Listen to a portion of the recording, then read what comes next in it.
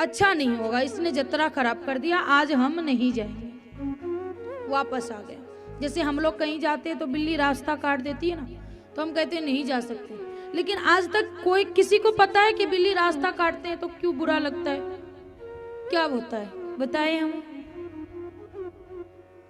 क्या बोल रही है समझ में नहीं आ रहा है। अच्छा नहीं होता ऐसा?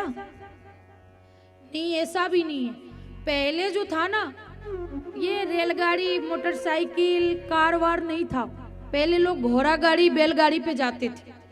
तो बिल्ली की जो आंखें होती है ना वो चमकीली होती है, तो रात में जब सफर करते थे बैलगाड़ी लेकर के या घोड़ा गाड़ी लेकर के ने, तो उसकी आंख देख करके घोड़ा बैल डर जाते थे और इधर उधर भटकने लगते थे। और पहले की सड़कें भी छोटी रहती थी जिसकी वजह से वो गाड़ी पलट जाती थी। तो पहले के लोग बिल्ली को देख करके रुक जाते थे कि कहीं अगर चलाएंगे तो गिर ना जाए। इसी बात को ये लोग इतना बोलने लगे कि बिल्ली का रास्ता काटना गलत है। और ये भी बोलते हैं कि दही और शक्कर खा करके जाने से अच्छा होता है, सफलता मिलती है।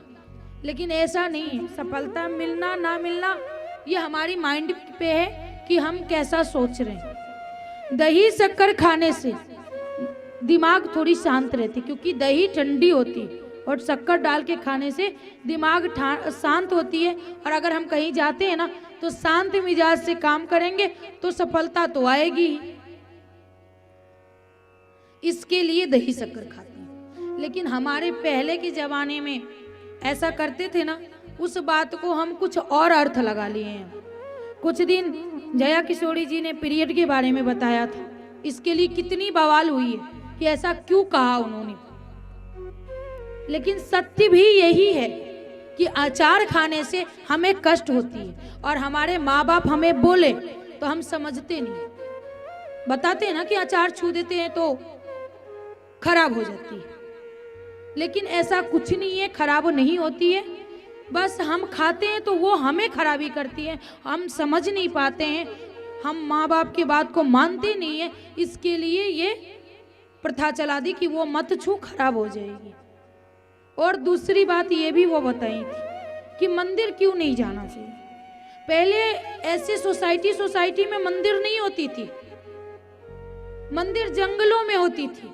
और जंगल में अब थोड़ी हिंसक पशु कम हो गई और अब थोड़ा कंपनी भी अच्छी कंपनी है कि पेड़ बनाने लगे, पहले नहीं था। तो हम जब जाते थे मंदिर तो खून की बदबू से वो हिंसक पशु हमारे पीछे लग जाते थे। इसके लिए मंदिर जाना निषेध कर दिया गया कि हम मंदिर नहीं जा सकते। शास्त्र में ब्रह्म हत्या का पाप लगता है, लेकिन ये सब जो किया गया है ना हमारी रक्षा के लिए की गई है। और आराम क्यों किया जाता है? क्योंकि जितनी कष्ट हमें एक बालक को जन्म देने में होता है उतना ही कष्ट एक पीरियड में होता है जो हम झेल नहीं पाते।